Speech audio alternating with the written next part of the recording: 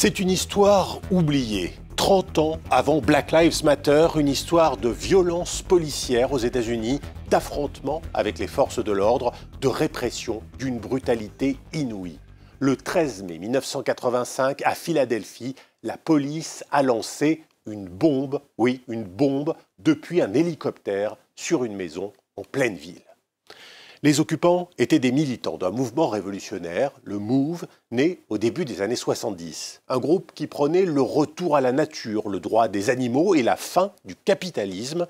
Le MOVE est dirigé par un certain Vincent Lippert, mais il se fait appeler John Africa. Et à sa suite, tous les membres du groupe se rebaptisent eux aussi Africa. Ce sont majoritairement des Afro-Américains et ils vivent tous sous un même toit dans ce quartier de Philadelphie. Les relations avec les voisins sont très tendues, avec la police encore plus. Les accrochages se multiplient, des échanges de coups de feu jusqu'à ce 13 mai 1985 où la police bombarde des civils. 11 personnes sont tuées.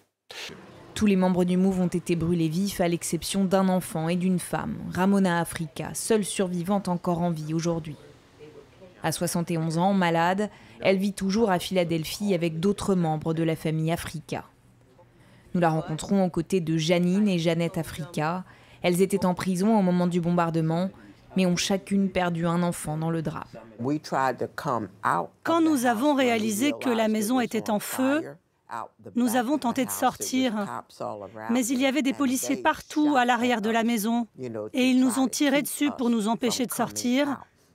Et c'est pour ça que 11 personnes sont mortes assassinées et que seulement 2 d'entre nous ont survécu. Vous savez comment on a découvert que notre famille avait été assassinée? On était en prison à ce moment-là. On était dans notre unité restrictive, à l'isolement. Les officiers en charge de la prison ouvraient les portes de nos cellules, une par une, pour nous dire « Ton enfant est mort ». Et ils refermaient la porte. Aucun représentant de la ville ne nous a jamais contactés pour nous prévenir qu'il y avait eu un bombardement, que nos enfants avaient été tués, et pour nous demander ce que nous souhaitions faire avec leur corps. Rien. Aujourd'hui encore, j'ignore où les restes de mon fils ont été envoyés ou ce qu'ils sont devenus.